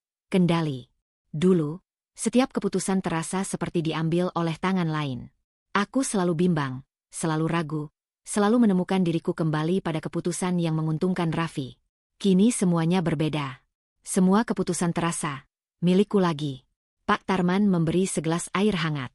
"Kalau kamu benar-benar mau ke sana, kamu harus berangkat saat siang. Cahaya lebih aman." "Aku tahu. Dan jangan kembali ke sini membawa masalah." Aku tersenyum kecil. "Tidak akan. Yang kubawa nanti hanyalah diriku sendiri yang baru." Setelah beristirahat cukup lama, aku berdiri di ambang pintu rumah Pak Tarman. Cahaya matahari siang menghangatkan wajahku. Rasanya seperti bernafas di udara yang baru. Seakan dunia lebih terang daripada semalam. Langkahku memang belum sempurna, tapi setiap langkah adalah tanda bahwa aku kembali memegang hidupku. Setiap detik yang berlalu, kejernihan ini menguat. Setiap napas membawa tekad baru. Setiap ingatan buruk dari gelang itu justru membuatku semakin yakin. Aku menatap jalan ke arah rumahku, memejamkan mata 1 detik, dan menghembuskan napas pelan. Sekarang, bisikku pada diri sendiri. Saatnya mengambil kembali milikku. Arni melangkah pergi, dengan satu keputusan yang mengkristal sempurna di beningnya pikirannya. Ia akan mengambil dokumen penting itu, apapun risikonya. Rumah itu terasa berbeda ketika aku tiba di depan pintunya. Bukan karena berubah secara fisik, tapi karena aku yang berubah. Untuk pertama kalinya setelah berbulan-bulan, aku kembali tanpa gelang itu, tanpa kabut, tanpa bisikan, tanpa rasa tunduk yang tak dapat dijelaskan. Hanya ada kesadaran jernih yang menuntun langkahku. Aku mengingatkan diri sendiri sebentar. Raffi memanipulasiku, dan ada bukti yang sudah kutemukan. Tidak lebih dari 2 kalimat saja, dan aku melanjutkan. Aku membuka pintu perlahan. Raffi sedang duduk di ruang tamu, berlagak santai seperti biasa, ponselnya di tangan. Tapi saat matanya menangkap sosokku, kedamaian palsu di wajahnya retak. "Kamu dari mana?" tanyanya tajam, tak sempat menyamarkan nada terkejutnya. "Ada urusan," jawabku datar. Raffi berdiri, mempelajari wajahku lama. Seolah ia mencari sesuatu, sisa-sisa pengaruh gelang itu. Mungkin ia tidak menemukannya. "Kamu kelihatan beda," gumamnya. "Aku baik-baik saja." Aku melirik ke arah kamar. "Aku mau ambil beberapa barang." "Apa yang kamu ambil?" Nada suaranya mulai mengeras. "Tidak perlu rahasia sama aku, kan?" Aku tidak menjawab. Aku berjalan melewatinya dan masuk ke kamar. Laci kedua, tempat kuletakkan dompet, berkas identitas, dan buku catatan kecil. Buku catatan itu masih kusimpan setelah menemukannya di laci tersembunyi Raffi. Aku sengaja membawanya saat kabur ke rumah Pak Tarman. Kini aku hanya mengambil dokumen-dokumen yang kutinggalkan. Kartu tanda penduduk, kartu keluarga, buku rekening, dan beberapa lembar kontrak penting. Semuanya kumasukkan cepat ke dalam tas jinjing. Kerak. Pintu kamar terbuka. Raffi berdiri di ambang pintu, wajahnya menegang. "Kamu mau kemana bawa dokumen-dokumen itu?" "Aku butuh untuk urus sesuatu." "Apa yang mau kamu urus?" Langkahnya masuk ke kamar, menutup pintu di belakangnya. "Arni, lihat aku." Aku menatapnya. Tanpa takut, tanpa gentar. Ini membuat Raffi jelas-jelas tidak nyaman. "Aku cuma pergi sebentar," kataku. "Dan aku butuh semua ini." Dia mengerutkan kening. "Sejak kapan kamu ambil keputusan sepihak seperti ini?" Aku diam. Dan keheningan itu membuatnya semakin gelisah. "Arni." Dia mendekat selangkah. "Ada yang aneh sama kamu." "Aneh bagaimana?" tanyaku, masih tenang. "Kamu biasanya cerita. Kamu biasanya minta pendapat aku. Kamu biasanya nurut." Kata terakhir itu meluncur begitu saja dari mulutnya. Aku tertawa pendek, hambar. "Nurut." Wajah Raffi berubah. Ia sadar dia terlalu jujur. "Kamu salah tangkap," katanya cepat. "Maksud aku, kita biasanya putuskan semuanya bersama." "Itu maksudku." Aku membuka tas dengan perlahan, lalu mengambil buku catatan itu. Aku menatapnya tanpa ragu, lalu menatap Raffi. "Aku nemu ini," kataku pelan namun tajam. Warna wajah Raffi langsung memudar. "Apa itu?" Ia mencoba merebut buku itu, tapi aku mundur selangkah. "Kamu tahu apa ini?" Aku membukanya ke halaman yang dulu membuatku gemetar. Daftar transaksi yang memakai namaku. Pinjaman, cicilan, hutang. Semuanya atas nama Arni, bukan Raffi. "Aku cuma lihat sebentar, tapi cukup untuk tahu kamu pakai identitasku," ucapku, nadaku tetap datar. Raffi tertawa pelan, terpaksa. "Arni, kamu salah paham. Itu cuma catatan draft. Itu bukan dipakai betulan." "Aku sudah cek," kataku memotong. "Dan beberapa pinjaman itu aktif." Diam. Raffi kehilangan kata. Ia menatapku seperti menatap seseorang yang baru. Seseorang yang sudah tidak bisa dibohongi lagi. "Dengar, aku bisa jelasin," katanya akhirnya. "Itu semua aku lakukan untuk kita. Aku butuh modal buat bisnis kemarin itu. Kamu ingat? Yang aku bilang butuh waktu." "Bisnismu yang tidak pernah ada itu?"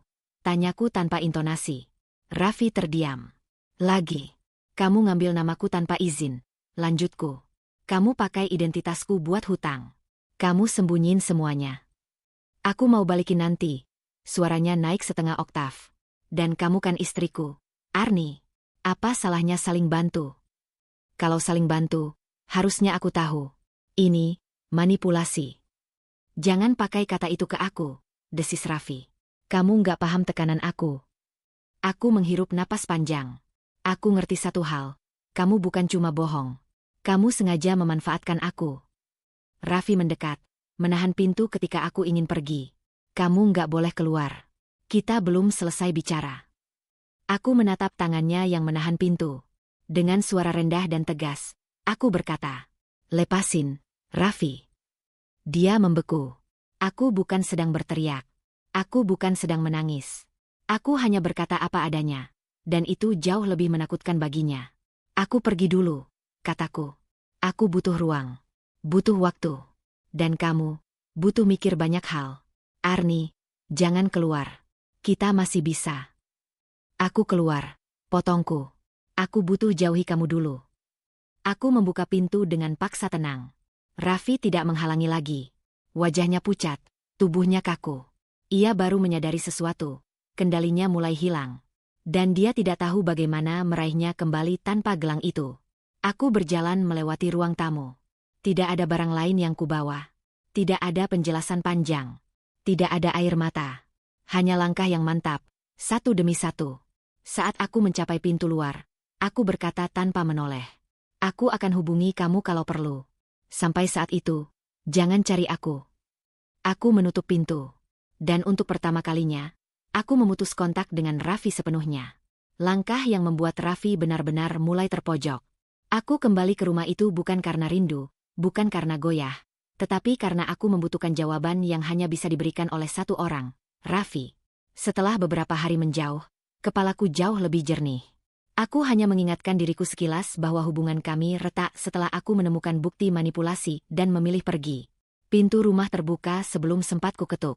Raffi berdiri di ambang pintu, wajahnya kusut, rambutnya berantakan, seolah tidak tidur sejak terakhir kami bertemu. "Kamu datang." Suaranya serak, campuran lega dan takut. "Aku datang untuk bicara." Jawabku cepat. "Bukan untuk kembali." Raffi menelan ludah. Dia menyingkir, membiarkanku masuk. Aroma kopi basi dan rokok sisa malam sebelumnya menyambutku. Rumah itu seperti mencerminkan dirinya sekarang. Kacau, penuh jejak panik. Aku duduk di kursi berhadapannya. "Langsung saja. Aku ingin tahu tentang gelang itu." Raffi terdiam lama, terlalu lama, sampai aku nyaris bangkit pergi. "Aku tahu kamu mau paksa aku ngomong," katanya akhirnya. "Jadi, ya, aku akan cerita." Ia mengusap wajahnya, napasnya goyah. Untuk pertama kalinya aku melihatnya bukan pemarah atau keras kepala, melainkan seseorang yang sedang terjebak dalam kebohongan yang ia buat sendiri. "Kamu ingat saat aku pulang dari perjalanan 2 tahun lalu?" tanyanya. "Singkat saja, Raffi." "Aku tidak punya waktu untuk nostalgia." Dia menarik napas panjang. "Waktu itu aku punya utang besar. Aku dikejar beberapa orang. Aku panik. Lalu aku ketemu teman lama yang kasih solusi." Aku mengernyit. "Solusi?" Raffi mengangguk pelan. Dia bilang ada benda yang bisa bikin seseorang lebih terkendali. Bukan mistis, bukan hal-hal konyol. Lebih ke psikologis. Mirip sugesti. Mirip pengondisian. Dia bilang kalau dipakai setiap hari, pemakainya jadi lebih mudah diarahkan emosinya. Aku menegang. "Jadi selama ini kamu benar-benar berniat mengatur aku?" Raffi menunduk, mendesah panjang. Aku terdesak. "Arni, aku butuh kamu tenang. Aku butuh kamu gak banyak tanya. Aku butuh kamu percaya aku terus. Aku takut kamu pergi kalau tahu keadaan sebenarnya." "Jadi kamu memilih memanipulasi," potongku. Raffi menggigit bibirnya. "Aku salah. Aku tahu." "Lalu dari mana gelang itu sebenarnya?" "Temanku punya kenalan yang ahli bikin aksesoris tekanan mental. Mereka bilang itu cuma alat yang memengaruhi sugesti lewat desain tertentu, pola, tekstur, dan beratnya yang dibuat menekan saraf tertentu di pergelangan." Raffi menghela napas. "Intinya, kalau dipakai terus, pemikiran kamu jadi lebih mudah diarahkan. Kamu jadi lebih pasrah, lebih mudah capek, lebih mudah bergantung." Aku menggeleng pelan, muak. "Dan kamu sengaja pilih itu untuk apa?" "Membuatku diam supaya kamu bisa pakai identitas aku buat pinjaman." Dia tak sanggup menatapku. "Waktu aku kasih gelang itu," lanjutnya pelan, "aku cuma mau kamu tenang dan sayang sama aku seperti dulu. Tapi setelah utangku numpuk, aku mulai manfaatin kondisi kamu. Aku tahu kamu gak bakal curiga kalau aku pakai namamu." Dan ternyata benar. "Kamu tetap sadar apa yang kamu lakukan," kataku dingin. "Tidak peduli seberapa paniknya kamu." "Arni, Kamu harus ngerti posisiku waktu itu. Aku ngerti, potongku cepat. Aku ngerti kamu takut. Tapi kamu pilih jalan yang paling menjijikkan. Tubuh Raffi kaku. Aku melanjutkan, suaraku rendah namun tegas. Kamu nggak cuma bohong. Kamu ambil kendali atas hidupku. Kamu bentuk emosiku supaya sesuai kebutuhanmu. Kamu buat aku percaya kamu orang yang tepat, padahal kamu pakai aku sebagai tameng. Raffi meremas rambutnya frustasi. Aku nggak bermaksud sejauh itu. Aku pikir kalau masalahku kelar, aku bisa balikin semuanya dan kamu nggak perlu tahu. Ada hal-hal yang seharusnya tidak pernah dilakukan. Meski kamu berencana, balikin, nanti. Ia memejamkan mata, seperti menahan rasa sakit. Aturan itu aku tahu sekarang, katanya lirih. Hanya karena kamu ketahuan. Raffi tidak membantah. Ia sudah terlalu lelah untuk pura-pura benar. Aku menyandarkan tubuh, menatapnya dalam-dalam. Jadi gelang itu, memang kamu pilih karena kamu tahu itu bisa memengaruhi aku. Iya, bisiknya. Dan kamu sadar itu memengaruhi cara aku berpikir. Iya. Dan kamu tetap biarkan aku memakainya meski aku sakit, lesu, emosi tak stabil. Raffi menatapku, matanya merah. Iya. Aku menarik napas panjang. Jawaban yang sebenarnya sudah kuduga, tetapi mendengarnya langsung membuat dadaku terasa berbeda. Bukan hancur, tapi teguh. Sangat teguh. Ada lagi yang perlu aku tahu? Tanyaku. Raffi menggeleng. Itu semua yang aku sembunyikan. Kamu yakin? Iya. Aku udah habis-habisan ngomong semuanya. Aku bangkit dari kursi pelan. Bagus. Aku mengambil tas kecilku, lalu berdiri tegak menghadapnya. Raffi memandangku, takut sekaligus berharap. Arni, kamu mau apa sekarang? Aku memasukkan buku catatan itu ke tas. Aku sudah menyiapkan balasan. Wajah Raffi membeku. Ia tahu kata itu bukan ancaman kosong. Aku berbalik pergi. Suara langkahku terdengar stabil, tanpa ragu. Saat tangan menyentuh gagang pintu, aku mengucapkan kata-kata terakhir tanpa menoleh. Kali ini, kamu akan kehilangan sesuatu yang jauh lebih penting daripada kendalimu atas aku. Dan pintu tertutup, meninggalkan Raffi dalam keheningan yang akhirnya memojokkannya dengan cara yang tidak bisa ia hindari lagi. Aku berjalan keluar dari rumah itu setelah pengakuan Raffi, membawa bukti dan tekad yang tidak lagi bisa digoyahkan. Sekilas aku mengingat diriku beberapa hari lalu, bingung, linglung, dan tidak mampu membedakan emosi sendiri. Semua itu terjadi karena gelang yang sengaja dipasangkan Raffi dan seluruh manipulasi yang mengikutinya. Pengingat singkat itu cukup. Aku tidak perlu menoleh lebih jauh. Udara sore terasa berbeda ketika aku berhenti di depan rumah Pak Tarman. Mengetuk pintu itu bagai menegaskan langkah baruku. Pak Tarman membuka pintu dengan wajah cemas. Kamu sudah siap? Tanyanya. Saya sudah dengar semuanya dari Raffi, jawabku pelan. Sekarang saya ingin urus apa yang harus diurus. Beliau mengangguk, membiarkanku masuk. Aku duduk di kursi bambu yang sudah biasa kududuki selama beberapa hari terakhir. Lalu mengeluarkan buku catatan hitam kecil dari tas. Halaman-halamannya sudah kutandai. Setiap catatan yang mencatut namaku sudah difotokopi dan ditata rapi. Pak Tarman menatapku dengan sorot hormat. Kalau kamu sudah mantap, kita mulai dari yang paling penting. Aku mengangguk. Laporan. Di kantor polisi kecamatan, suasananya tak terlalu ramai. Aku menghadap seorang petugas perempuan yang menyambutku dengan ramah. Aku memberikan laporan pemalsuan identitas, penyalahgunaan data pribadi, serta penggunaan nama tanpa izin untuk pinjaman.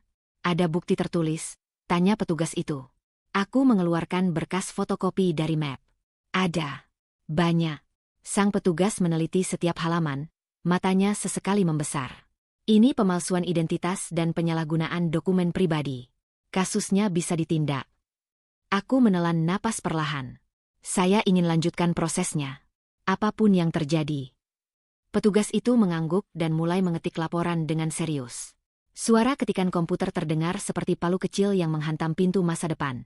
Ini adalah langkah pertama Raffi kehilangan semua kendali yang selama ini ia banggakan.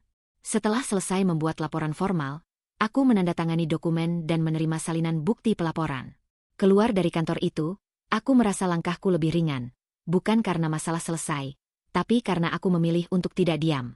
Langkah berikutnya adalah menghubungi bank yang terkait dengan pinjaman-pinjaman itu. Aku menuju cabang bank terdekat dan meminta bertemu dengan staf layanan kredit. Saya ingin klarifikasi beberapa pengajuan pinjaman yang menggunakan nama saya, kataku sambil menyodorkan berkas. Staf itu meneliti satu persatu. Ibu tidak pernah mengajukan pinjaman ini. Tidak pernah. Dengan cepat staf itu mengambil berkas tambahan, lalu memanggil supervisor. Mereka berdiskusi, memeriksa tanda tangan, dan beberapa kali menggeleng. Ini jelas pemalsuan, kata supervisor itu akhirnya. Kami akan membekukan seluruh transaksi atas nama Anda sampai penyelidikan selesai. Dan tanggung jawab pinjaman. Supervisor itu menatapku dengan sangat serius. Jika terbukti bukan Anda yang mengajukan, semua tanggungan akan dialihkan kepada pihak pelaku. Aku mengangguk. Terima kasih. Suara penegasan itu seperti batu kedua yang jatuh menimpa Raffi. Sore harinya, aku memutuskan kembali ke rumah untuk mengambil beberapa barang terakhir yang masih tertinggal. Aku tidak takut lagi. Aku tidak sendirian lagi. Aku datang bersama Pak Tarman yang bersikeras menemani.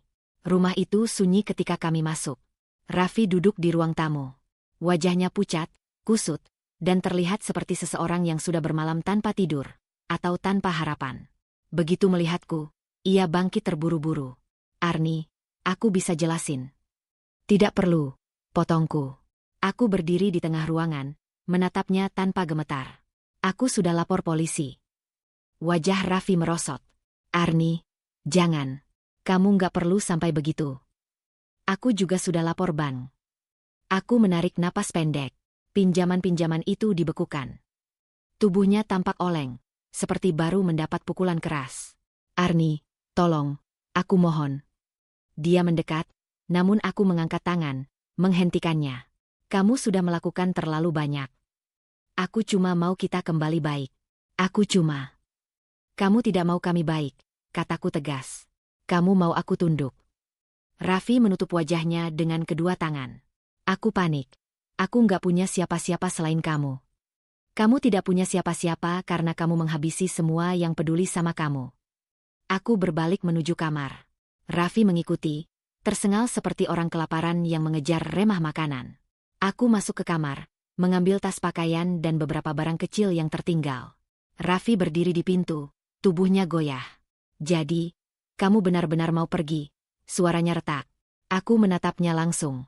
Aku bukan hanya pergi, Raffi. Dia menelan ludah keras-keras, menunggu kata-kataku dengan ketakutan yang hampir menyedihkan. Aku mengusirmu dari hidupku. Raffi menggeleng cepat. Arni, jangan bilang begitu. Kita bisa perbaiki. Kita? Yang kamu maksud adalah kamu kembali berkuasa. Tapi itu sudah selesai. Aku melewati dirinya tanpa menabrak, tanpa tergesa, tenang, bersih, final. Raffi mengikuti sampai teras. Arni, aku mohon. Aku kehilangan semuanya kalau kamu pergi. Aku berhenti sejenak di anak tangga, lalu menatapnya untuk terakhir kali. Itu harga dari apa yang kamu lakukan, kataku lirih. Dan kamu akan menjalaninya. Air mata Raffi jatuh. Dalam sekali, tanpa suara.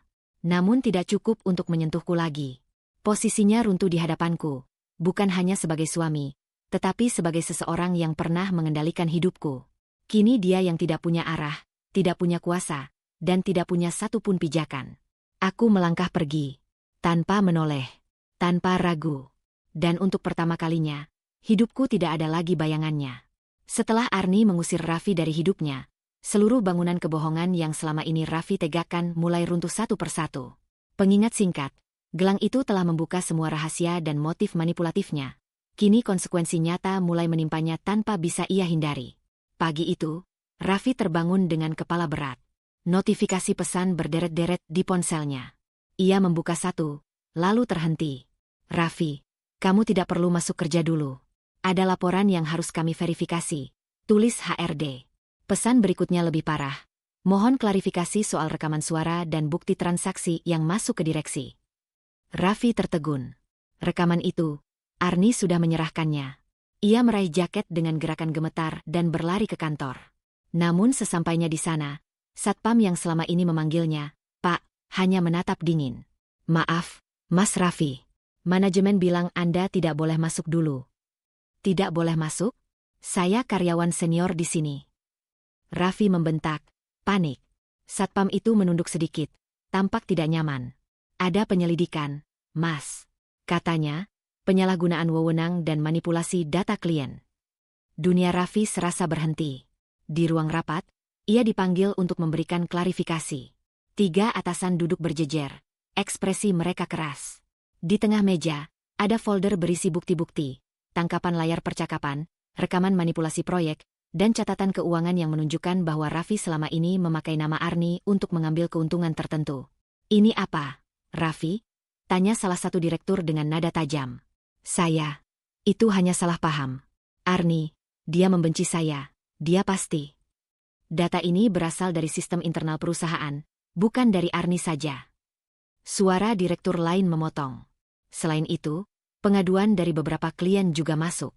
Kamu memaksa mereka memakai vendor tertentu dan memotong komisi untuk kepentingan pribadi. Raffi membeku. Ia ingin membantah, tapi buktinya telak. Begitu telak hingga mulutnya tak sanggup mengeluarkan alasan. Mulai hari ini, kamu diskors tanpa batas. Dan kemungkinan sangat besar kamu diberhentikan secara tidak hormat. Kalimat itu menikam lebih keras daripada teriakan apapun. Ketika ia keluar dari gedung kantor, beberapa rekan kerja hanya memandangnya dari jauh. Bisik-bisik mengikuti langkahnya. Itu Raffi, ya? Ih, pantas selama ini sok banget. Katanya manipulatif. Raffi menarik napas tajam, tapi tidak ada yang bisa ia katakan. Tak ada yang percaya padanya lagi.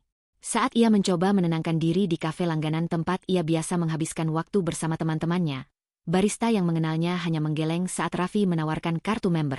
Maaf, Mas, akun Anda diblokir. Ada laporan penyalahgunaan voucher perusahaan. Raffi menutup wajahnya. Bukan hanya pekerjaannya, bahkan tempat pelariannya pun kini memojokkannya. Kepulangannya ke lingkungan rumah juga tidak lebih baik. Beberapa tetangga yang dulu sering ia manipulasi agar memihaknya kini berpura-pura tidak mengenalnya. Bahkan ada yang terang-terangan menghindar. Sudah dengar kabar? Raffi itu, bisik seorang ibu-ibu sambil menutup mulut. Ya ampun, Arni ternyata jadi korban selama ini. Balas yang lain. Raffi menegang. Kata korban itu menusuk harga dirinya, membuatnya merasa semakin kecil. Ia ingin berteriak, ingin membela diri, tapi apa yang bisa ia katakan ketika seluruh bukti telah menyebar? Ia pulang ke rumah dengan langkah limbung, tapi bahkan rumah itu tak terasa seperti rumah lagi. Sebagian keluarganya mulai mempertanyakan apa yang sebenarnya terjadi. Raffi hanya berkata pendek, fitnah. Namun tak ada yang benar-benar percaya. Malam itu, puncak kejatuhan Raffi datang saat ia mendapat surat resmi dari perusahaan, pemecatan. Ia menjatuhkan diri di lantai, menatap lembaran itu dengan tatapan kosong. Dunia yang ia bangun selama bertahun-tahun, yang penuh manipulasi dan kendali, hancur dalam hitungan hari. Semua karena kebenaran yang akhirnya terbuka. Dan mungkin, karena ia meremehkan Arni. Keesokan harinya, Raffi memberanikan diri menghubungi Arni. Bukan untuk meminta kembali, tetapi untuk memohon satu hal, jangan perburuk reputasinya. Ia menghubungi lewat pesan singkat, karena Arni sudah memblokir semua akses lain. Arni, tolong, hentikan ini. Aku sudah kehilangan pekerjaan. Orang-orang menjauh. Kamu mau aku jadi apa? Arni membaca pesan itu tanpa ekspresi. Hatinya sudah terlalu lama dipelintir oleh manipulasi Raffi. Sekarang ia berdiri dengan kestabilan yang baru. Ia mengetik dengan pelan, memastikan setiap kata menjadi penutup yang pantas. Raffi, ini bukan aku yang menjatuhkanmu. Ini konsekuensi dari apa yang kamu lakukan. Aku hanya membuka pintunya, dan kebenaran melakukan sisanya. Tidak ada simpati, tidak ada kebencian. Hanya ketenangan seorang perempuan yang akhirnya selesai berdamai dengan masa lalunya. Raffi membalas cepat. Setidaknya beri aku kesempatan bicara. Minta maaf. Apapun. Jangan tutup pintu itu. Arni. Arni menatap layar ponsel itu lama. Ia tahu ini adalah momen yang menentukan apakah Raffi masih akan memiliki kesempatan untuk menyeretnya lagi ke dalam lingkaran manipulasi, atau benar-benar putus selamanya. Ia menghela napas, lalu menutup ponsel. Dengan tenang ia menulis balasan terakhir. Pintu itu sudah kututup. Raffi. Untuk selamanya. Setelah mengirim pesan itu, Arni memblokir kontaknya. Tidak ada lagi hubungan, tidak ada lagi celah. Pintu terakhir yang selama ini masih terbuka, meski kecil, akhirnya benar-benar tertutup. Dan Raffi, di sisi lain, hanya bisa menatap gelapnya layar ponselnya, menyadari bahwa ia benar-benar telah kehilangan segalanya. Setelah semua badai hidup itu berlalu, Arni akhirnya merasakan sesuatu yang sudah sangat lama tak ia rasakan, tenang. Pengingat singkat, ia telah mengungkap manipulasi Raffi, mengusirnya dari hidup, dan menutup semua pintu yang membuat masa lalunya kembali menguasai dirinya. Kini, ia berdiri di halaman kehidupannya yang baru, tanpa bayang-bayang seseorang yang pernah merongrong kekuatannya. Pagi itu, Arni bangun tanpa rasa cemas menanti notifikasi pesan penuh tekanan. Tidak ada lagi telepon marah-marah, tidak ada tuntutan, tidak ada drama yang diatur Raffi. Hanya bunyi lembut angin dari jendela dan aroma teh hangat yang ia buat sendiri. Sesuatu yang sederhana, tapi terasa seperti kemenangan paling besar. Ia menatap cermin di ruang tamu, bukan untuk memastikan penampilan, melainkan untuk melihat siapa dirinya sekarang. Wajahnya lebih rileks. Matanya lebih jernih. Ada ruang kosong di hatinya, tapi untuk pertama kalinya, ruang itu terasa seperti tempat yang bisa ia isi dengan sesuatu yang baik, bukan ketakutan. Langkah pertama yang ia lakukan adalah membenahi rumah. Bukan sekadar merapikan, tapi benar-benar membersihkan segala sisa yang pernah membuatnya teringat pada masa kelam. Ia menyimpan kotak memori, membuang barang-barang kecil yang dulu dianggap penting karena mengikatnya pada hubungan yang sudah lama busuk. Di meja, ia menemukan buku catatan kecil yang dulu sering ia pakai untuk menuliskan hal-hal yang ingin ia bicarakan dengan Raffi. Ide, harapan, konflik yang harus mereka selesaikan. Arni membuka salah satu halaman.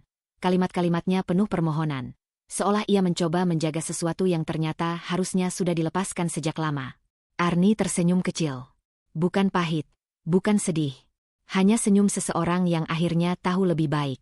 Ia menutup buku itu dan memasukkannya ke dalam kotak kenangan, lalu menuliskan label kecil. Sudah selesai. Kotak itu ia simpan di gudang. Bukan untuk dibuang, tapi untuk tidak mengganggu kehidupannya lagi. Ia tak ingin melupakan segalanya. Ia hanya memilih untuk tidak hidup di dalamnya. Hari-hari berikutnya, Arni mulai kembali melakukan hal-hal kecil yang dulu selalu ia tunda.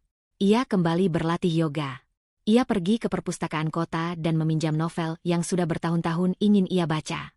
Ia menghabiskan sore dengan duduk di taman, mengamati anak-anak bermain sambil merasakan udara sore menyentuh wajahnya. Sementara itu, pikirannya tetap hening. Bukan kosong, hening. Ada perbedaan besar di sana. Terkadang, dalam sunyi itu, ingatan tentang Raffi muncul. Bukan lagi sebagai luka, tapi sebagai catatan. Ini yang pernah terjadi. Ini yang pernah melukaiku. Dan aku sudah melewatinya. Ia tidak menolak ingatan itu. Ia hanya tidak memberinya ruang lebih dari yang pantas. Di kantor, Arni juga menemukan ritme baru. Setelah kehebohan beberapa waktu lalu, banyak yang datang padanya untuk memberikan dukungan. Sebagian kecil bahkan meminta maaf karena dulu tidak tahu apa yang sebenarnya ia alami. Namun Arni tidak menyimpan dendam. Ia hanya menjawab, terima kasih. Lalu kembali fokus pada pekerjaannya. Ia mulai mengambil proyek baru, lebih menantang dan lebih sesuai dengan passionnya. Ia menemukan kembali rasa percaya diri yang dulu hilang karena terus-menerus ditekan dan diatur. Rekan-rekannya menyadari perubahan itu. Mereka melihat Arni yang lebih tegas, lebih stabil, dan lebih bersinar dari sebelumnya. Salah satu rekannya berkata, kamu terlihat bebas. Arni terdiam sejenak sebelum menjawab dengan senyum. Ya, mungkin untuk pertama kalinya dalam beberapa tahun, aku merasakannya. Pada suatu sore yang tenang, Arni memutuskan untuk berjalan-jalan ke sebuah kafe kecil di pinggir kota. Kafe itu sederhana, dengan meja kayu dan bunga kering sebagai dekorasi. Arni memilih tempat di dekat jendela dan memesan minuman favoritnya. Sesuatu yang dulu selalu dianggap tidak perlu oleh seseorang yang pernah mengatur hidupnya. Ia membuka laptop dan mulai menuliskan refleksi. Bukan untuk mencari jawaban, tapi untuk mengabadikan perjalanan yang telah ia lewati. Kata-katanya mengalir dengan lembut. Aku pernah berada di titik di mana aku merasa hidupku bukan milikku sendiri. Tapi ternyata, ketika satu pintu tertutup karena aku yang menutupnya, ada jendela besar yang terbuka menunggu. Dan jendela itu menghadap ke kehidupan yang seharusnya sudah kumiliki sejak lama. Ia berhenti mengetik, menatap keluar jendela. Jalanan sepi, beberapa orang berjalan sambil tertawa kecil. Angin sore membawa aroma kopi dan vanila dari dapur kafe. Hatinya terasa penuh, tapi bukan berat, justru hangat. Seperti ada cahaya baru yang muncul perlahan dari balik tirai yang selama ini menutupi pandangannya. Untuk pertama kali sejak lama, Arni bertanya pada dirinya sendiri, bukan dengan rasa takut, tapi harapan. Setelah ini, apa lagi yang ingin aku lakukan? Pertanyaan sederhana itu terasa seperti sebuah pintu baru yang terbuka tanpa paksaan. Ia menutup laptop, menghirup napas panjang, dan tersenyum. Keputusan kecil tapi penuh makna muncul dalam hatinya. Ia akan hidup bukan untuk bertahan, tetapi untuk tumbuh. Dan dengan itu, kisah panjang yang penuh luka dan perjuangan akhirnya menemukan penutupnya yang paling natural. Keputusan seorang perempuan yang akhirnya memilih dirinya sendiri. Dalam hidup, kita sering tidak menyadari betapa perlahan seseorang dapat mengambil kendali atas diri kita, melalui tekanan, manipulasi, atau rasa takut yang tidak kita sadari. Kisah Arni mengingatkan bahwa keberanian tidak selalu datang dalam bentuk teriakan. Kadang, keberanian adalah langkah kecil untuk berkata, cukup, dan memilih diri sendiri. Jika kamu merasa hidupmu didikte orang lain, ingatlah, kamu berhak atas kebebasan, kesehatan batin, dan keputusanmu sendiri. Tidak ada hubungan, pasangan, keluarga, teman, atau siapapun yang pantas membuatmu kehilangan dirimu sendiri. Belajarlah mendengarkan tubuhmu, instingmu, dan jangan takut meminta pertolongan. Setiap orang berhak sembuh, berhak bangkit, dan berhak merasakan hidup yang ringan. Terima kasih sudah mengikuti perjalanan panjang Arni hingga akhir. Semoga kisah ini memberi kekuatan, refleksi, dan keberanian untuk siapapun yang sedang melalui masa-masa sulit. Tetap jaga dirimu, tetap percaya pada langkah kecilmu, dan ingat, kamu layak bahagia. Sampai jumpa di cerita berikutnya. Salam hangat penuh cinta dan keberanian. Hook awal pembuka satu kalimat, ditulis dalam 3 baris, kuat, misterius, dan langsung menggigit. Aku tak pernah menyangka sebuah gelang kecil di pergelangan tanganku. Perlahan mengubah cara suamiku memandangku. Dan cara hidupku runtuh tanpa suara.